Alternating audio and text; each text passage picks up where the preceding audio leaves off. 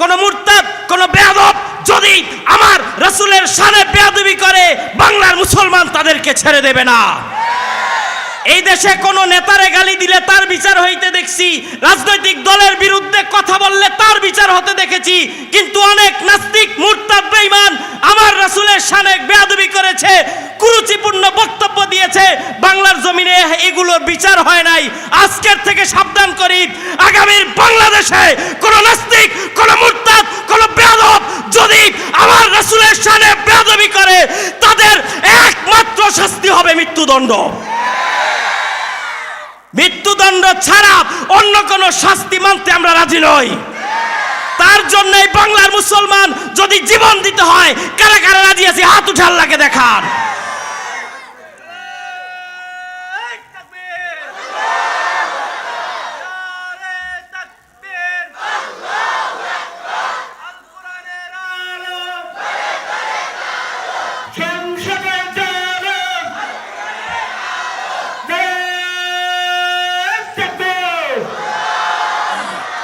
সম্মানিত ভাইয়েরা আমার, অন্তর ভরা বুক ভরা আশা নিয়ে বলতে হবে, সব কিছু দেখা শেষ, কোরআন হাদিসের বাংলাদেশ।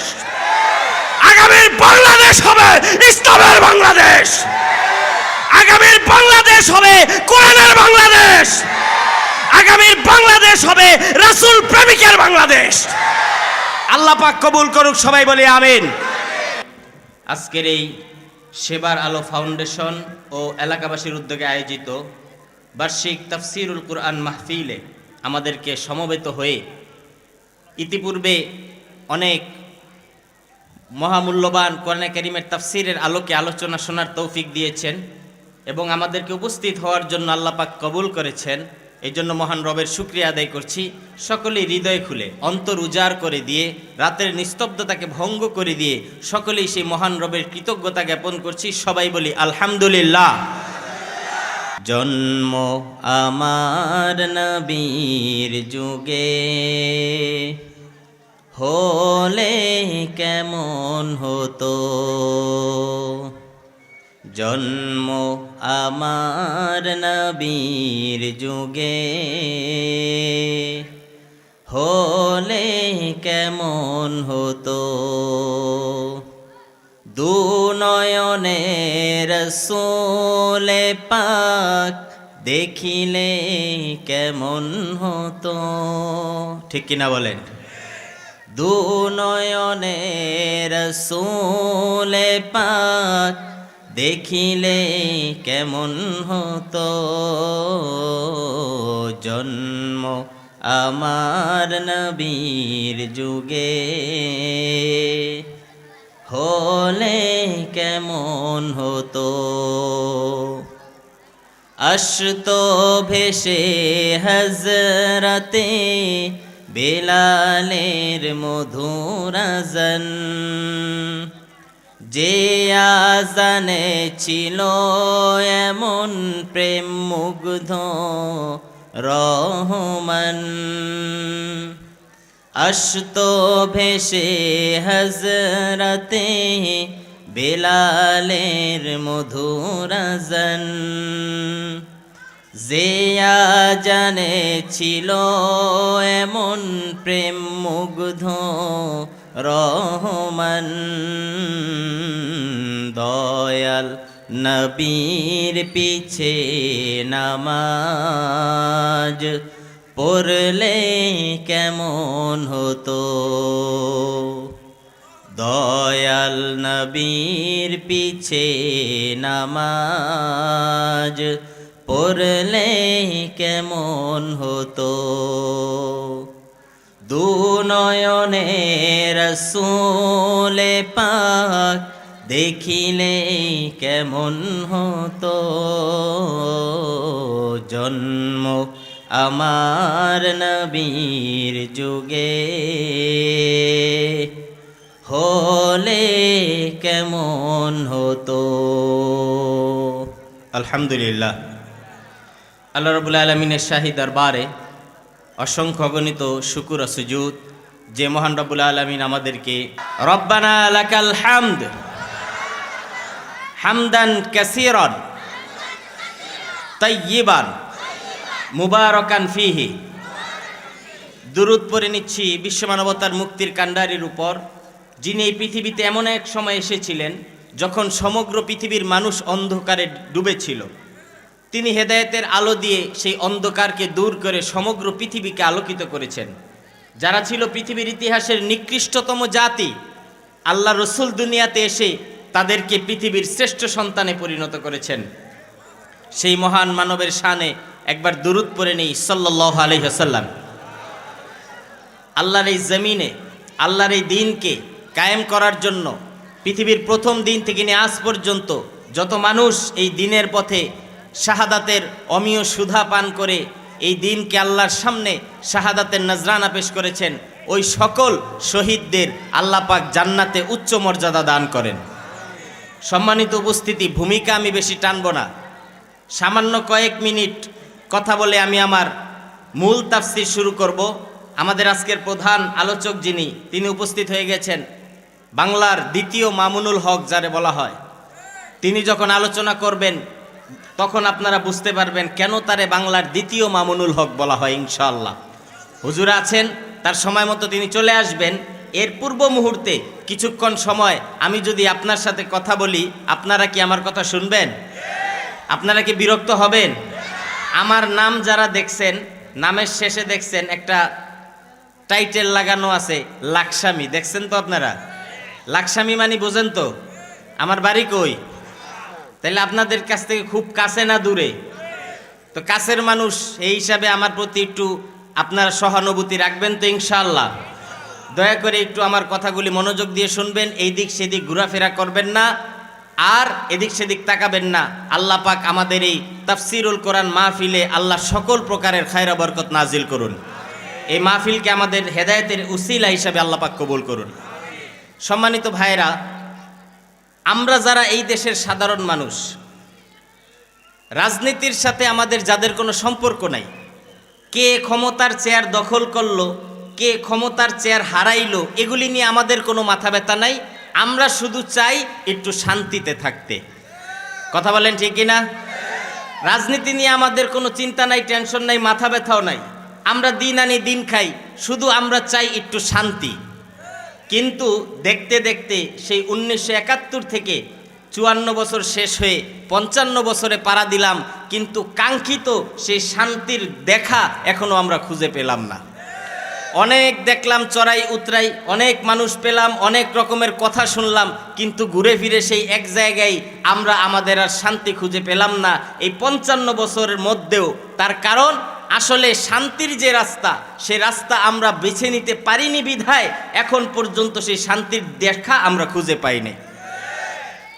আইন দিয়ে, প্রশাসন দিয়ে, পুলিশ দিয়ে, র্যাব দিয়ে এই দেশে শান্তি প্রতিষ্ঠার অনেক চেষ্টা করা হয়েছে, কিন্তু শান্তি প্রতিষ্ঠা করা যায় নাই। কারণ আল্লাহ রাব্বুল আলামিন এই পৃথিবীর মানুষের জন্য শান্তি প্রতিষ্ঠা করার জন্য ১৫০০ বছর আগে সরাসরি আরশে আজিম থেকে একটি কিতাব নাজিল করেছিলেন, যার নাম হচ্ছে কি? আরো জোরে বলতে হবে, নাম কি? আমরা এই কোরআনে কারিমকে আমাদের জীবনে গ্রহণ না করে আমরা আইন, র্যাব, পুলিশ, আর্মি এগুলো দিয়ে আমরা অন্যায় অপরাধ বন্ধ করতে চেয়েছিলাম, যার কারণে 55 বছর চেষ্টা করেও আমরা সফল হতে পারলাম না। কারণ আমাদের দেশে যেই চুরি আর দুর্নীতির কারণে দেশের এই অবস্থা, সেই চুরি আর দুর্নীতি এখনো আমরা বন্ধ করতে পারলাম না। কারণ কি?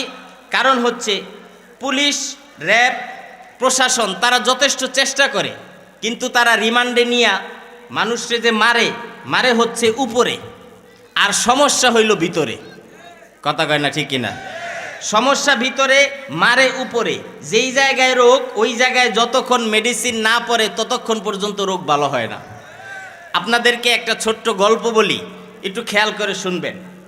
এক লোক রেল লাইনের উপর দিয়ে হাঁটতেছে। কিসের উপর? রেল লাইনের উপর দিয়ে হাঁটতেছে। তো হাঁটতে হাঁটতে হঠাৎ করে পা পিছলে সে পড়ে গেছে। রেল লাইনের লোহাগুলোর সাথে পা লেগে পায়ের চামড়া উঠে গেছে। ডাক্তারের দোকানে গিয়ে বলতেছে, ডাক্তার সাহেব এই যে দেখেন আমার পায়ের কি অবস্থা, এখন আমাকে একটা ওষুধ দেন। ডাক্তার সাহেব যেই কথাটা বলছে, কথাটা আপনারা মনে রাখবেন। ডাক্তার একটা মলম দিল, দিয়ে বলল যেই জায়গায় ব্যথা পেয়েছেন ওই জায়গায় দৈনিক 3 বার লাগাবেন। কি বলছে? যেই জায়গায় ব্যথা পেয়েছেন ওই জায়গায় দৈনিক 3 বার লাগাবেন। লোকটা গেল, 3 দিন পরে আবার ফেরত আসলো। ডাক্তার তারে জিজ্ঞেস করলো কি অবস্থা, রোগটা খেপে গেল। সে বলল অবস্থা মানে দেখেন আগের চাইতে আরো বেশি ফুলে গেছে, পুষ জমে গেছে, ইনফেকশন হয়ে গেছে, কিসের ওষুধ দিলেন? ডাক্তার বলতেছে আমার এই ওষুধে কাজ হয় না, এরকম তো কোনো অভিজ্ঞতা পূর্বে হয় নাই। আপনি মলম নিয়ে কি করছেন? বলে আপনি যা করতে বলছেন আমি তাই করছি। কি করছেন? বলে আপনি বলছিলেন যেই জায়গায় ব্যথা পেয়েছেন সেই জায়গায় দৈনিক 3 বার লাগাবেন। আমি রেল লাইনে ব্যথা পেয়েছিলাম, এই জন্য রেল লাইনে দৈনিক 3 বার মলম লাগাই আসছি। আচ্ছা এবার বলেন তো, ডাক্তারের দোকানের যত মলম আছে সব যদি লাগানো হয় তার পায়ের ব্যথা ভালো হবে? কারণ যেই জায়গায় রোগ মেডিসিন সেই জায়গায় পড়ে নাই, এই জন্য রোগ ভালো হয় নাই। প্রিয় ভাইয়েরা আমার, আমাদের দেশে প্রশাসনরা চোর অপরাধ দুর্নীতিবাজদেরকে তাদেরকে নিয়ে রিমান্ডে নিয়ে মারে উপরে, রোগ হয়েছে ভিতরে। যেই জায়গায় রোগ ওই জায়গায় মেডিসিন পড়ে না, এই জন্য আমাদের দেশ থেকে এখনো চোর আমরা কমাইতে পারি নাই। কথা বলেন ঠিক কিনা? আল্লাহ রাব্বুল আলামিন বলেন কোরআনে কারীমকে নাজিল করেছি মানুষের বাহিরের ভিতরের সকল রোগের ঔষধ হিসেবে। আর ওই রোগের ঔষধ যখন প্রয়োগ করা হবে মানুষের উপরও ভালো হবে, মানুষের ভিতরও ভালো হবে।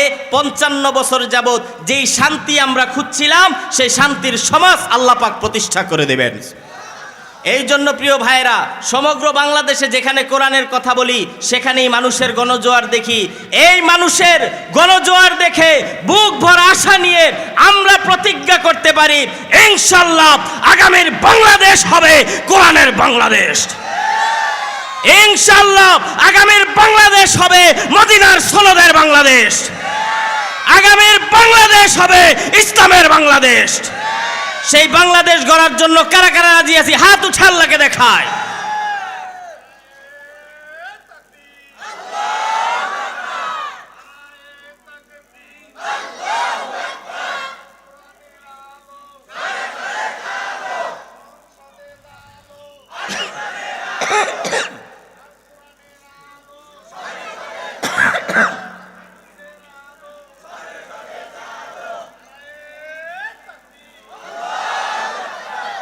হাত নামান, আল্লাহ পাক সবার হাতকে কবুল করুন। সম্মানিত ভাইয়েরা আমার, যে প্রতীক্ষিত কোরআনের অপেক্ষায় আমরা আছি, আজকে সেই কোরআনের তাফসিরুল কোরআন মাহফিল, সেই কোরআনের আলোকে 2-4 কথা বললে আমরা শুনবো তো ইনশাআল্লাহ। তাহলে আমি আমার আলোচনা শুরু করছি। সকলের গভীর মনোযোগ আমি দৃষ্টি আকর্ষণ করছি। আউযু বিল্লাহি মিনাশ শাইতানির রাজিম। অভিশপ্ত শয়তান থেকে আল্লাহর কাছে আশ্রয় চাই। মানুষ শয়তান, জিন শয়তান, সকল প্রকার শয়তান থেকে আল্লাহ যেন আমাদের হেফাজত করেন। কারণ সমস্যা হয়ে গেছে কি, আগে শুধু বলতাম যে শয়তান থেকে আল্লাহর কাছে মুক্তি চাই, কিন্তু এখন ব্যাখ্যা করে বুঝিয়ে দিতে হয় যে মানুষ শয়তান, জিন শয়তান, 2 শয়তানের চাইতে রক্ষা পাই। কারণ হচ্ছে ইতিপূর্বে জিন শয়তান যেটা ইবলিস শয়তান তা মানুষের জন্য ছিল বেশি ক্ষতিকর, কিন্তু ইদানিংকালে জিন শয়তানের চাইতে মানুষ শয়তান আরও এই সমাজের জন্য বেশি ক্ষতিকর হয়ে গেছে। আউযুবিল্লাহ পড়লে, বিভিন্ন দোয়া দুরুদ পড়লে জিন শয়তান দূর হয়, কিন্তু মানুষ শয়তানের সামনে পুরা কোরআন খতম দিলেও তার জায়গা থেকে সরানো যায় না। এই জন্য জিন শয়তানের চাইতে মানুষ শয়তান আরও বেশি ডেঞ্জারাস। কথা ঠিক কিনা বলেন? এই জন্য তাফসির শুরু করার আগে আল্লাহ বলেছেন ওয়াইদা করাতাল কুরআনা ফাস্তাইজ বিল্লাহি মিনাশ শাইতানির রাজিম। যখন কোরআন শুরু করো শয়তান থেকে আগে আশ্রয় চাও। আমরা আল্লাহর কাছে আগে আশ্রয় চেয়ে নিলাম। আল্লাহ আমাদের মানুষ শয়তান, জিন শয়তান, সকল প্রকারের শয়তান থেকে আল্লাহ আশ্রয় দান করেন। বিসমিল্লাহির রহমানির রহিম।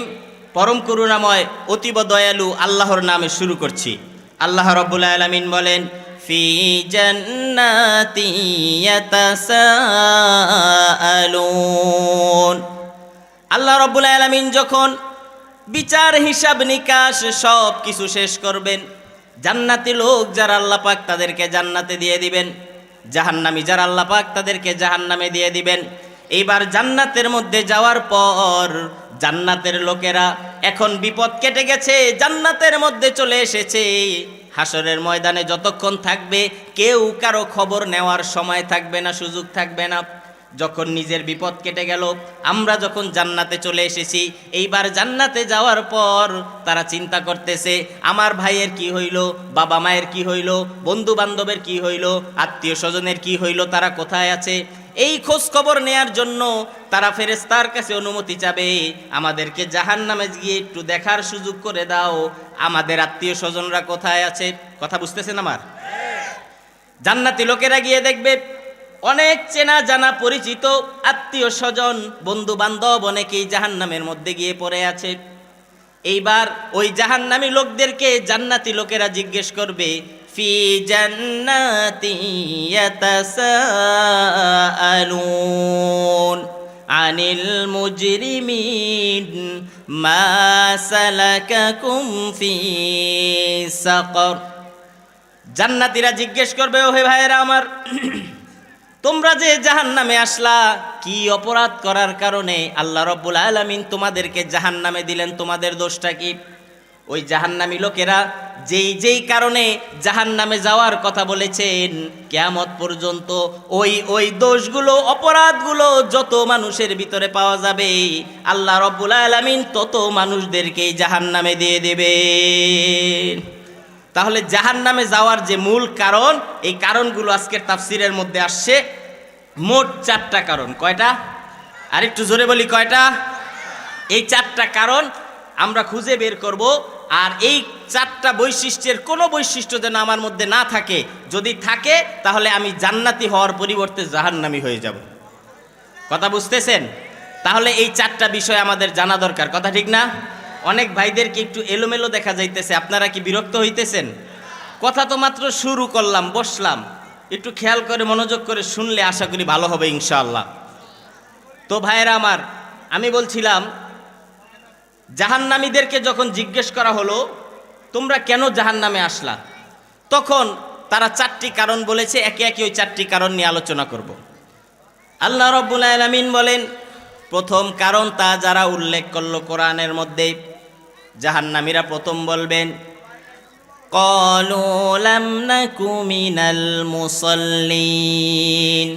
জাহান্নামে আসার প্রথম কারণ, দুনিয়াতে আমরা মুসল্লি ছিলাম না, নামাজি ছিলাম না।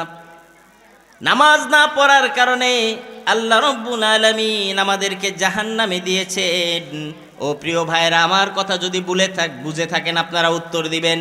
দুনিয়াতে কোনো হিন্দু এই কথা বলবে যে আমি দুনিয়াতে নামাজি ছিলাম না? এটা বলবে? কোনো খ্রিস্টান বলবে? কোনো বিধর্মীরা বলবে? একমাত্র কারা এই কথা বলবে? মুসলমান। তার মানে বোঝা গেল শুধুমাত্র মুসলমান হয়ে গেলেই আমি নিরাপদ নয়, নামাজ যদি না পড়ি মুসলমান হওয়ার পরেও জাহান্নামে যাইতে হবে। কথা বলেন ঠিক কিনা? ঈমান আনার পর প্রত্যেকটা মুমিনের সর্বপ্রথম কাজ হচ্ছে 5 ওয়াক্ত নামাজ আদায় করা।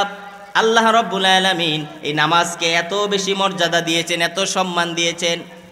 নামাজ ছাড়া অন্য যত ইবাদত আছে, হজ, যাকাত, রোজা, সব কিছু আল্লাহ রাব্বুল আলামিন নাজিল করেছেন এই জমিনে। আর 5 ওয়াক্ত নামাজ ফরজ করেছেন আল্লাহর আরশে আজিমে। মেরাজের রজনীতে নবীজিকে যখন নামাজ দিলেন আল্লাহ রসুল তখন কোথায় ছিলেন? আরশে আজিমে। আল্লাহ রাব্বুল আলামিন প্রথম 50 ওয়াক্ত দিলেন, কমিয়ে পরে 5 ওয়াক্ত দেওয়া হইল। রাসূল 5 ওয়াক্ত নিয়ে ফিরে আসছেন। আল্লাহ রাব্বুল আলামিন দেখলেন তার প্রিয় হাবিবের চেহারা মুবারকের মধ্যে একটু মলিনতা দেখা যায়, মনটা খারাপ। আল্লাহ রাব্বুল আলামিন ডাক দেন, হে রাসূল আমার, হে হাবিব আমার, আপনার চেহারায় কেন বিষণ্ণতা, আপনার মন কেন খারাপ আমি বুঝতে পেরেছি। প্রথম 50 ওয়াক্ত দিয়েছিলাম, 5 ওয়াক্ত দিয়েছি, এই জন্য হয়তো মন খারাপ। রাসূল আমার, আপনি মন খারাপ করবেন না। আমি আল্লাহ রাব্বুল আলামিন একবার যা দেই তা কোনোদিন ফেরত নেই না। আপনার উম্মতকে যেহেতু 50 ওয়াক্ত নামাজ আমি ফরজ করে দিয়েছিলাম, আপনার উম্মতের মধ্যে যারা 5 ওয়াক্ত নামাজ আদায় করবে 50 ওয়াক্ত নামাজের সওয়াব তাদের আমলনামায় দিয়ে দেব। সুবহানাল্লাহ, জোরে কর। তাহলে কেউ যদি দৈনিক 5 ওয়াক্ত নামাজ না পড়ে তাহলে সে কত ওয়াক্ত হারাইলো? 50 হারাইলো। এই জন্য প্রিয় ভাইরা, নামাজের প্রতি যত্নবান হতে হবে। আল্লাহ রসুল সাল্লাল্লাহু আলাইহি সাল্লাম দুনিয়ার থেকে বিদায় হওয়ার মুহূর্তেও সর্বশেষ কথা উম্মতদেরকে যা বলে গেছেন সেই কথা ছিল নামাজের কথা। সেটা কি কথা? আসেন এবার হাদিস শরীফ থেকে শুনি। আল্লাহ রসুল সাল্লাল্লাহু আলাইহি ওয়াসাল্লাম ইন্তেকালের 13 দিন পূর্বে তিনি জ্বরে আক্রান্ত হয়ে তিনি অসুস্থ হয়ে গেছেন। এই বাচ্চাগুলো একটু বসায় দেন, আর কেউ মেহরবানি করে কথা বলবেন না।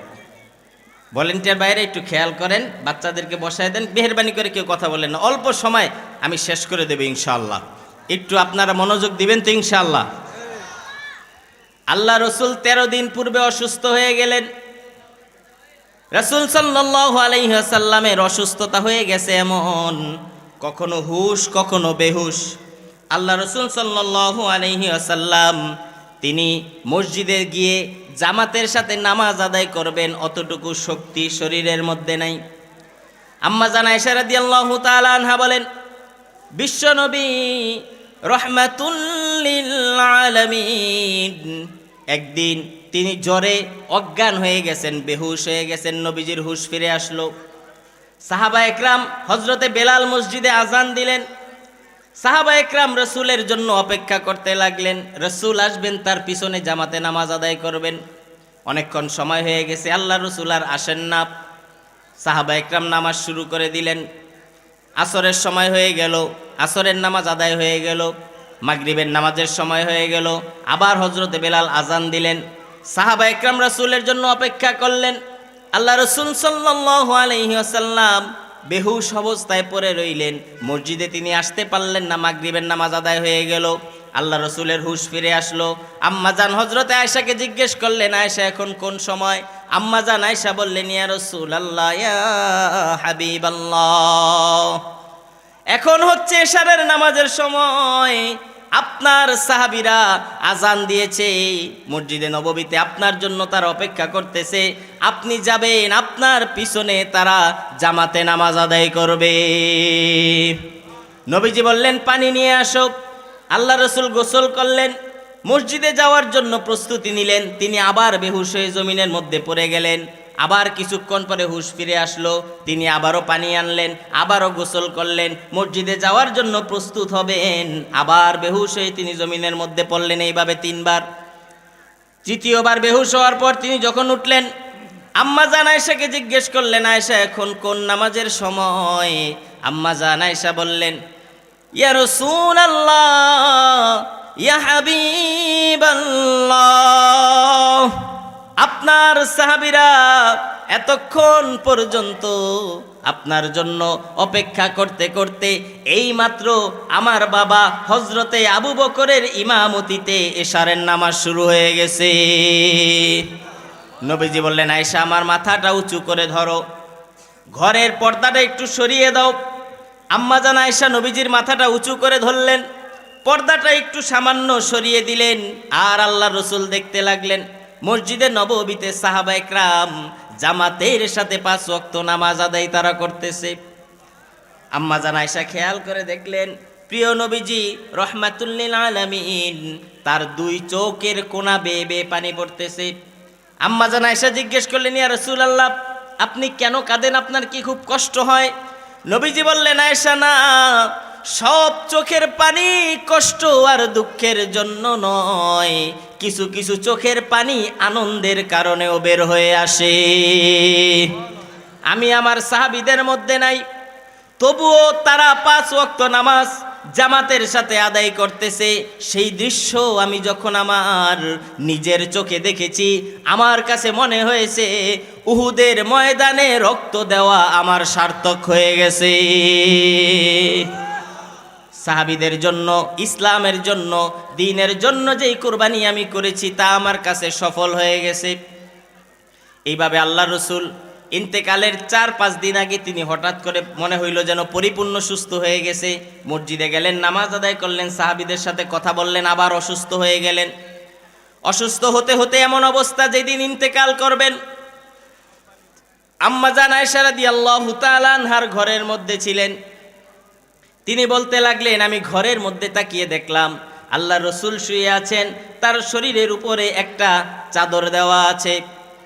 চাদরের উপর থেকে দেখতে বোঝা যায় আল্লাহর রসুল তিনি কখনো পাটা লম্বা করেন, আবার পা গুটিয়ে ফেলেন, আবারও পা লম্বা করে, আবারও পা গুটিয়ে ফেলে। আম্মা জান আয়েশা বুঝতে পারলেন আল্লাহ রসুলের খুব কষ্ট হচ্ছে, দেখলে যেন মনে হয় আল্লাহ রসুল দুনিয়া থেকে বিদায় হওয়ার সময় মনে হয় হয়ে গেছে। রসুলের শরীর মোবারক উপর থেকে চাদর সরালেন। আম্মা জান আয়েশা বললেন, আমি দেখলাম আল্লাহ রসুলের শরীর মোবারকের প্রত্যেকটা লোমের গোড়ার থেকে ঘাম বের হওয়া শুরু হয়ে গেছে। আল্লাহ রসুল সাল্লাল্লাহু আলাইহি সাল্লাম বললেন, ফাতেমা কোথায় আছে আমার আমিন? এই জন্য অনুমতি না নিয়ে ঘরে ঢুকতে চায় না, আপনার অনুমতির অপেক্ষায় দরজার সামনে দাঁড়ায় অপেক্ষা করতেছে। আল্লাহ রসুল সাল্লাল্লাহু আলাইহি সাল্লাম বললেন, ঠিক আছে, তার অনুমতি দিয়ে দাও। হযরতে মালাকুল মউত আসলেন রসুলের সামনে। মালাকুল মউত বললেন, ইয়া রাসূলুল্লাহ, ইয়া হাবিবাল্লাহ, আল্লাহ রাব্বুল আলামিন আমাকে আদেশ করেছেন, আমার রাসূলকে গিয়ে জিজ্ঞেস করো তিনি কি দুনিয়াতে থাকতে চান না আমার কাছে চলে আসতে চান। যদি আমার কাছে চলে আসতে চায় আমার রসুলের রূহ মোবারক কবজ করো, আর যদি রসুল আসতে না চায় কতদিন থাকতে চায় তারে জিজ্ঞাসা করো। আমার রসুল যতদিন দুনিয়াতে থাকতে চায় আমি আল্লাহ তারে ততদিন হায়াত দিয়ে দেব। মালাকুল মউত এই কথা রসুলকে বললেন। রসুলের সারা জীবনের অভ্যাস জিব্রাইলরে জিজ্ঞেস না করে নবীজি কোনো প্রশ্নের উত্তর দেন না। আল্লাহ রসুল জিব্রাইলের দিকে তাকায় আছেন, চোখ দিয়ে ইশারা করলেন কি বলবো। আল্লাহ রসুল তাকায় দেখে জিব্রাইল আলাইহিস সালামের চোখ থেকেও দর দর করে পানি পড়ে। জিব্রাইল বলতেছে, ইয়া রাসূলুল্লাহ, ইয়া হাবিবাল্লাহ, আপনি থাকবেন কি থাকবেন না সেই কথা বলার অনুমতি সাহস আমার নাই, তবে আমি আপনার এতটুকু বলতে পারি, আমি আরশে আজিম থেকে যখন আপনার কাছে আমি এসেছি আমি দেখেছি আমার আল্লাহ পাক আপনার সাথে সাক্ষাৎ করার জন্য অপেক্ষায় বসে আছে। রাসূল বুঝে গেলেন আল্লাহর সান্নিধ্যে যাওয়ার সময় হয়ে গেছে। আল্লাহ রাসূল সাল্লাল্লাহু আলাইহি সাল্লাম বললেন, ঠিক আছে, রূহ কবজ করার অনুমতি দিলাম। জিব্রাইল আলাইহিস সালাম তাকায় দেখলেন রাসূল করিম সাল্লাল্লাহু আলাইহি ওয়াসাল্লাম চোখ মোবারক থেকে পানি পড়তেছে। জিব্রাইল ডাক দিলেন, ইয়া রাসূলুল্লাহ ওয়া ইয়া হাবিবাল্লাহ, হে আল্লাহর রাসূল, নিশ্চয়ই এই ইন্তেকালের শেষ মুহূর্তে দুনিয়া থেকে বিদায় হয়ে যাবেন। আপনার প্রিয় কলিজার টুকরা আপনার মেয়ে ফাতেমার কথা মনে হয় মনে পড়ছে, এই জন্য কাঁদতেছেন। প্রিয় ভাইরা আমার, রাসূলের সন্তান যারা ছিল সবার সাথে সন্তানের সাথে বাবার সাথে মিল হয় না। হাদিসের কিতাবের মধ্যে এসেছে, মিশিয়াতুহা কা মিশিয়াতিন নবী সাল্লাল্লাহু আলাইহি ওয়াসাল্লাম, হযরতে ফাতেমা তিনি যখন হেঁটে যাইতেন পিছন থেকে দেখলে মনে হয় হুবহু যেন আল্লাহর রসুলের মতো হাঁটতেছে। নবীজির সাথে হযরতে ফাতেমার খুব মিল ছিল। নবীজি যখন কোথাও সফরে যাইতেন সবার সাথে দেখা করার পর সর্বশেষ তিনি ফাতেমার সাথে দেখা করতেন, আবার সফর থেকে এসে সবার আগে তিনি ফাতেমার সাথে দেখা করতেন। আর ফাতেমাও রসুলকে ভালোবাসতেন। হাদিসের মধ্যে এসেছে রাসূল করিম সাল্লাল্লাহু আলাইহি ওয়াসাল্লাম যখন ফাতেমার ঘরের মধ্যে ঢুকতো, হযরতে ফাতেমা উঠে যাইত নবীজির ঘরের দরজার সামনে, আল্লাহ রসুলকে এইভাবে পিঠের মধ্যে জড়ায়া ধরতো, ধরে বিছানার মধ্যে এনে সুন্দর করে নবীজিরে বিছানার মধ্যে বসায় দিতেন। আবার ফাতেমা যখন নবীজির ঘরে যাইত নবীজিও ঠিক উঠে গিয়ে দরজার সামনে গিয়ে দাঁড়াইতেন, আর ফাতেমারে নবীজি এইভাবে জড়িয়ে ধরে বিছানার মধ্যে এনে বসায় দিতেন। প্রিয় ভাইরা আমার, ফাতেমা তিনি বলেন, আমি আমার বাবার সবচাইতে বেশি ভালোবাসা, সবচাইতে বেশি আদর, সবচাইতে বেশি মোহাব্বত আমি পেয়েছি। হযরতে ফাতেমা বলেন, আমার মা খাদিজা তিনি যখন মারা যান আমি ছিলাম খুবই ছোট।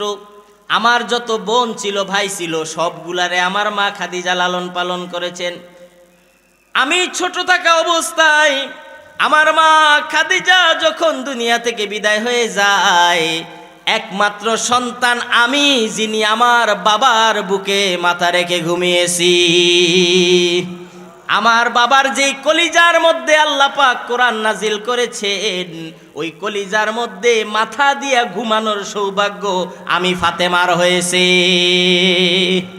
সুবহানাল্লাহ। আগামী বছর আরো জোরে কন্যা সুবহানাল্লাহ। হযরতে ফাতেমার সাথে নবীজির এমন সম্পর্ক, এই জন্য জিব্রাইল বললেন, ইয়া রাসূলুল্লাহ, ইয়া হাবিবাল্লাহ, নিশ্চয়ই ফাতেমার কথা চিন্তা করে আপনি কাঁদতেছেন। নবীজি বলেন, না, ফাতেমার কথা চিন্তা করি না।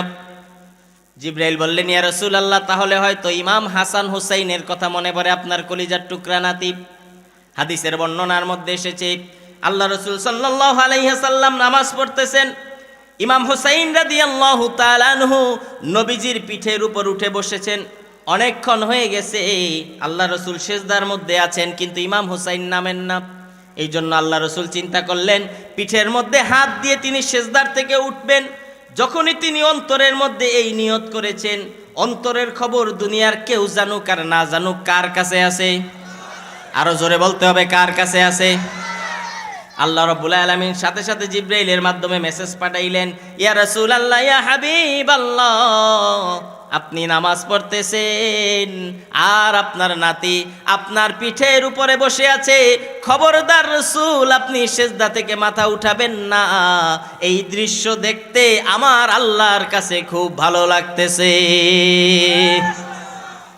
আরো বর্ণনার মধ্যে বিভিন্ন কিতাবে পাওয়া যায়, নবীজি সাল্লাল্লাহু আলাইহি ওয়াসাল্লামের কাছে সেই ইমাম হুসাইন বলতেছে, না না, একটা কথা আপনার কাছে বলার আছে। বলে কি?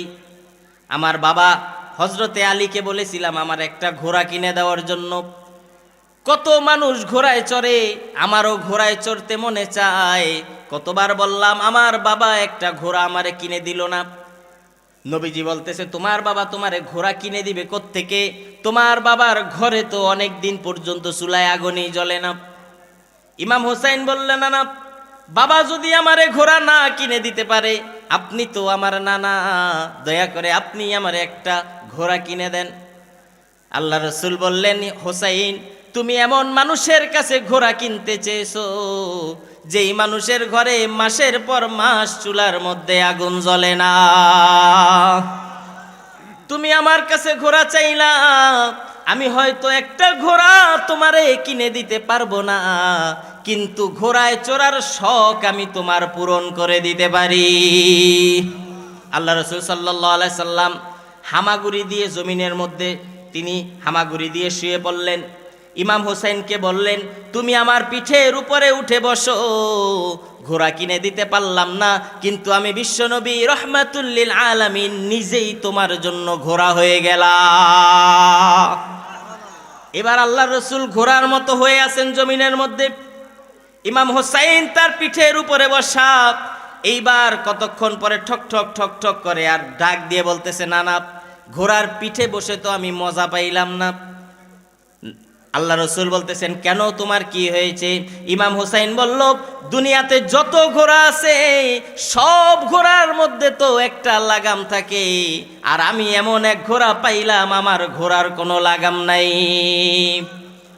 আল্লাহ রাসূল সাল্লাল্লাহু আলাইহি সাল্লাম বড় বড় চুল মোবারক, তিনি চুলগুলোকে একত্রিত করলেন, করে এইভাবে দিয়ে বললেন, এই ধরো তোমার লাগামের ঘোড়ার লাগাম। সুবহানাল্লাহ কইলেন না? আল্লাহ রাসূল বললেন, এই নাও তোমার ঘোড়ার লাগাম। এই লাগাম ধরে টান যখন তুমি দিবা, অন্যান্য ঘোড়া লাগাম ধরে টান দিলে যেমনে সামনে যায়, তুমি এই ঘোড়ার লাগাম ধরে টান দিলে তোমার ঘোড়াও চলা শুরু করবে। এবার ইমাম হুসাইন নবীজির চুল মোবারক গুলো ধরে যখন টান দেয় আর ঠক ঠক ঠক ঠক করে আওয়াজ করে, দো জাহানের সরদার বিশ্ব নবী আকায়ে নামদার ইমামুল মুরসালিন রাহমাতুল লিল আলামিন তার নাতির জন্য হামাগুড়ি দিয়ে দিয়ে ঘোড়ার মতো চলা শুরু করছে। হযরতে ওমর হঠাৎ করে ঘরের মধ্যে ঢুকছে, ঢুকে এই দৃশ্য যখন তিনি দেখলেন, হযরত ওমর বললেন, ইমাম হুসাইন, কি তুমি করেছো? কারে তুমি ঘোড়া বানিয়েছো? নিশ্চয়ই তোমার ঘোড়া হইল পৃথিবীর সবচাইতে দামি ঘোড়া। আল্লাহ রাসূল সাল্লাল্লাহু আলাইহি সাল্লাম বললেন, ওমর খবরদার, শুধুমাত্র ঘোড়ার প্রশংসা করলাম, ঘোড়ার পিঠের উপরে যে সাওয়ারি হয়েছে ওই সাওয়ারির প্রশংসা তুমি কেন করলা না? এই সাওয়ারি কোনো সাধারণ সাওয়ারি নয়, এই সাওয়ারি হচ্ছে বিশ্বনবী রহমাতুল লিল আলামিনের নাতি। আল্লাহু আকবার। খালি ঘোড়ার প্রশংসা করো, সাওয়ারির প্রশংসা না। জিবরাইল বলতেছি, ইয়া রাসূলুল্লাহ, হয়তো ইন্তেকালের সময় আপনার হুসাইনকে ছেড়ে যাবেন, এই জন্য আপনি কাঁদেন। রাসূল বলে, না, আমি হুসাইনের জন্য কাঁদি না। জিবরাইল বললেন, ইয়া রাসূলুল্লাহ, আপনি তাহলে এই মুহূর্তে আপনি কার জন্য কাঁদেন? আপনি কি আপনার স্ত্রী আয়েশার জন্য কাঁদেন, প্রিয়তমা স্ত্রীদের জন্য কাঁদেন? রাসূল বলল, না জিবরাইল, আমি তো আমার আয়েশার জন্য কাঁদি না। জিবরাইল ডাক দিয়ে বলে, ইয়া রাসূলুল্লাহ ওয়া ইয়া হাবিবাল্লাহ, ইন্তেকালের শেষ মুহূর্তে আপনি যখন কাঁদেন, আপনার চোখের পানির কারণে তামাম দুনিয়ার আসমানের সকল ফেরেশতাদের মধ্যে কান্নার রোল পড়ে গেছে। ওগো রাসূল আমার, দয়া করে মেহেরবানি করে বলেন, এই ইন্তেকালের শেষ মুহূর্তে কি জন্য আপনি কাঁদেন? আপনার মনে কেন কষ্ট, দুনিয়ার থেকে চলে যাবেন বলেন। আল্লাহ রাসূল বললেন, জিবরাইল, আমি দুনিয়া থেকে বিদায় নিব এই জন্য আমার কষ্ট নাই, আমি কাঁদি না। আমার ফাতেমাকে ছেড়ে আমি চলে যাব, এই জন্য আমি কাঁদি না। আমার হুসাইনকে আমি ছেড়ে চলে যাব, এই জন্য আমি কাঁদি না। আমার স্ত্রীদের জন্য আমি কাঁদি না। এই মুহূর্তে আমি কাঁদতেছি শুধু আমার গুনাহগার উম্মতের জন্যে। আল্লাহু আকবার, আল্লাহু আকবার। যে রাসূল ইন্তেকালের শেষ মুহূর্তেও তার উম্মতের জন্য চিন্তা করে গেলেন। জিবরাইল ডাক দিয়ে বললেন, ইয়া রাসূলুল্লাহ, ইয়া হাবিবাল্লাহ, কেন উম্মতের জন্য কাঁদেন? আল্লাহ রাসূল বিশ্ব নবী রাহমাতুল লিল আলামিন বলেন, জিবরাইল, আল্লাহ পাক আমাকে ওয়াদা করেছেন, মা কানা আল্লাহু লিউআযযিবাহুম ওয়া আনতা ফীহিম। হে রাসূল, আপনি যতদিন আপনার উম্মতের মধ্যে জীবিত অবস্থায় আছেন, আপনার উম্মতরা যত পাপ করুক, যত গুনাহ করুক, আমি আল্লাহ তাদেরকে আযাব দিয়ে ধ্বংস করব না। আল্লাহ পাক তো বলেছেন, আমি যতদিন থাকবো ততদিন তাদের ধ্বংস করবে না। এখন তো আমি চলে যাইতেছি, আমি যাওয়ার পর আমার উম্মতেরা যদি গুনার কাজ করে, নাফরমানি করে, আল্লাহ রাব্বুল আলামিন যদি তাদেরকে আযাব করে ধ্বংস করে দেয়, তাহলে আমার উম্মতের কি হবে? সেই কথা চিন্তা করে আমি বিশ্বনবী কাঁদতেছি। আল্লাহ রাব্বুল আলামিন জিবরাইলকে ডাক দিয়ে বললেন, জিবরাইল, রাসূলকে খবর পৌঁছায় দাও, আনা কাফিলুম মিনহু, আমার হাবিবকে জানায়া দাও, আমার হাবিবের ইন্তেকালের পর আমি তার উম্মতের জিম্মাদার হয়ে গেলাম। রাসূল তিনি উম্মতের জন্য সর্বদা চিন্তা করেছেন। প্রিয় ভাইরা, রাসূলের মোহাব্বত, রাসূলের ভালোবাসা, রাসূলের প্রেম, এই বুঝার ক্ষমতা সবার নাই। কথা বলেন ঠিক কিনা? আপনারা কি বিরক্ত হইতেছেন? আপনাদের ঘুম আসতেছে? কার কার ঘুম আসছে একটু হাত উঠান। ঘুমাইলে আবার হাত উঠানো যায়? রহমাতুল লিল আলামিন নবী, রহমাতুল লিল আলামিন নবী, কুরআনে প্রমাণ, আশিক বিনে কে বুঝিবে আমার দয়াল নবীর শান। ঠিক না? রহমাতুল লিল আলামিন নবী, কুরআনে প্রমাণ, আশিক বিনে কে বুঝিবে আমার দয়াল নবীর শান। উম্মত বিনে কে বুঝিবে আমার দয়াল নবীর শান। নবী আমার মদিনার বুলবুল,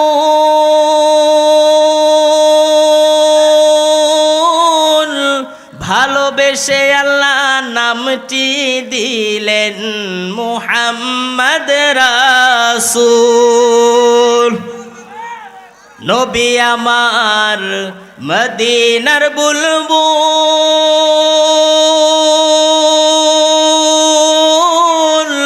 ভালোবেসে আল্লাহ নামটি দিলেন মুহাম্মদ রাসূল। সেই নবীকে না মানিলে, সেই নবীকে ভুল বুঝিলে থাকবে না ঈমান। আশিক বিনে কে বুঝিবে আমার দয়াল নবীর শান, ঠিক কিনা বলেন? উম্মত বিনে কে বুঝিবে আমার দয়াল নবীর শান। রহমাতুল লিল আলামিন নবী কুরআনে প্রমাণ।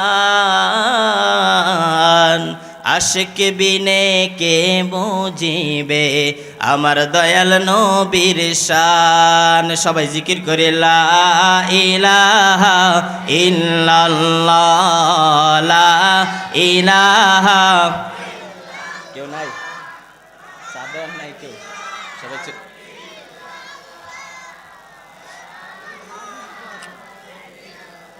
আরো জোরে লা ইলাহা, লা ইলাহা। মোহাব্বতের সাথে পড়ি লা ইলাহা।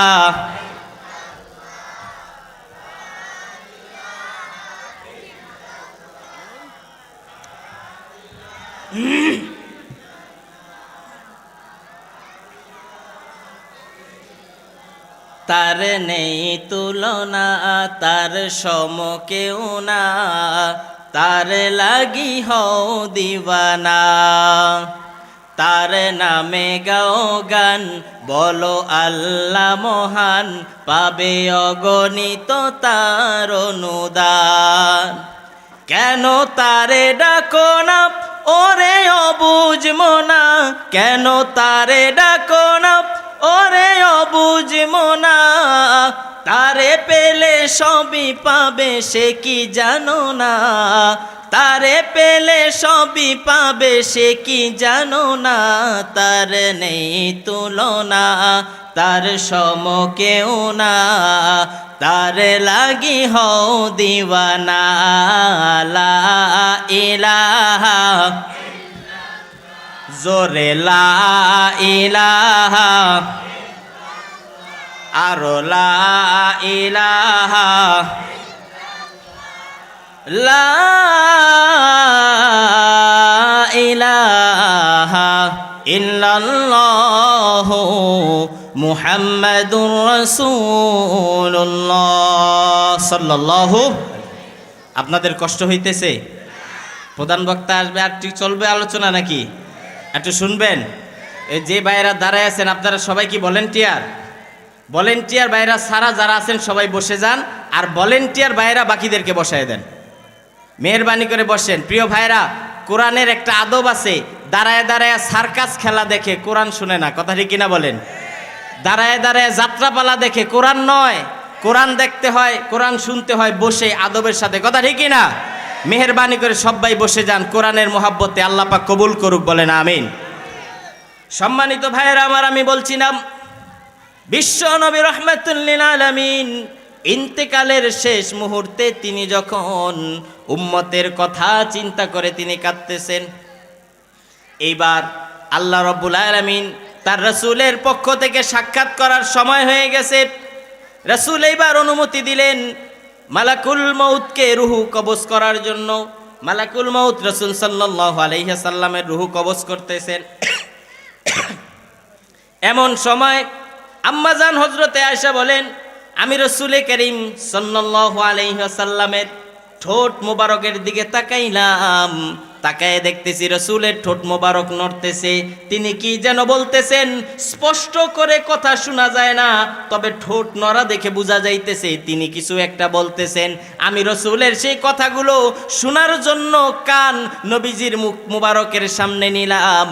আমি নিয়ে দেখলাম আল্লাহ রসুল বলতেছেন, আসসালাত আসসালাত ওয়া মা মালাকাত আইমানুকুম, নামাজ নামাজ নামাজ, আমার উম্মতেরা দয়া করে তোমরা নামাজ ছেড়ে দিও না। শেষ কথা আল্লাহ রসুল দুনিয়ার থেকে বিদায় হওয়ার সময় যা উম্মতের জন্য বলেছেন সেই কথা হচ্ছে কি? আরো জোরে বলেন কি? প্রিয় ভাইরা, একটা মানুষ যদি তারে ফাঁসি দেওয়া হয়, মৃত্যুর আগে তারে জিজ্ঞেস করে তোমার শেষ কথা কি, সে যখন ওই কথাটা বলে, কথা যত কঠিন হোক সেটা পালন করে তারপরেই তারে ফাঁসি দেওয়া হয়। কথা ঠিক কিনা বলেন? কিন্তু আজকে যেই উম্মত আমরা দাবি করি রাসূলকে আমরা কে কে ভালোবাসি, দেখি হাত উঠান। ভালোবাসেন? 2 হাত উঠান। সবাই ভালোবাসেন তো ইনশাআল্লাহ? হাত নামান। এবার দেখেন ভালোবাসাটা আমাদের কোন পর্যায়ে আছে। যারে আমরা ভালোবাসি তিনি দুনিয়ার থেকে বিদায় হওয়ার সময় সর্বশেষ যেই কথাটা বলে গেছে ওই কথারও কোনো মূল্য আমাদের কাছে নেই। যদি থাকতো আজান হওয়ার পরে আমি ঘরে বসে থাকতে পারতাম না, আজান হওয়ার পরে দোকানে আমি আড্ডা দিতে পারতাম না, আজান হওয়ার পরে আমি নামাজ বাদ দিতে পারতাম না। তাইলে বোঝা যায় রাসূলকে ভালোবাসার যেই কথা আমরা মুখে মুখে বলি, আসলে ওই কথা আমাদের মুখ পর্যন্ত, অন্তরে আসলে রাসূলের ভালোবাসা আমাদের নাই।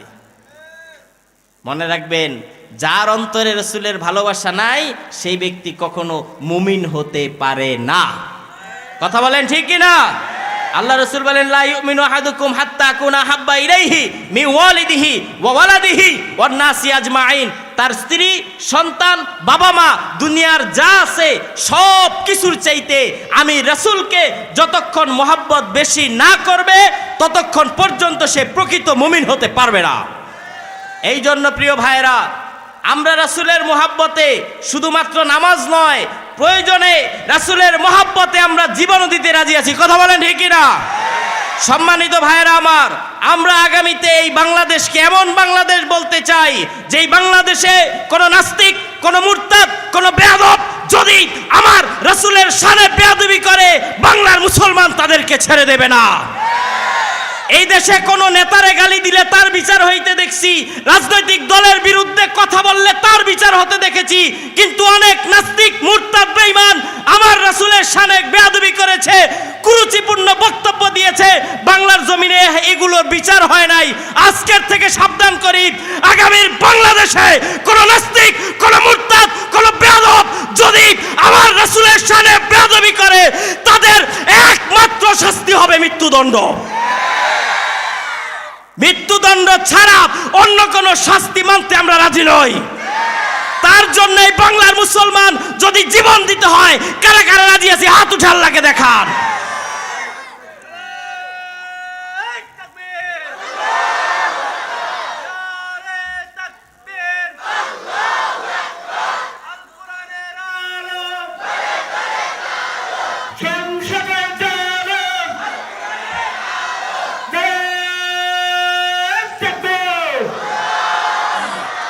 সম্মানিত ভাইরা আমার, অন্তর ভরা বুক ভরা আশা নিয়ে বলতে হবে, সব কিছু দেখা শেষ, কোরআন হাদিসের বাংলাদেশ। আগামীর বাংলাদেশ হবে ইসলামের বাংলাদেশ, আগামীর বাংলাদেশ হবে কোরআনের বাংলাদেশ, আগামীর বাংলাদেশ হবে রাসূল প্রেমিকের বাংলাদেশ। আল্লাহ পাক কবুল করুক, সবাই বলি আমিন।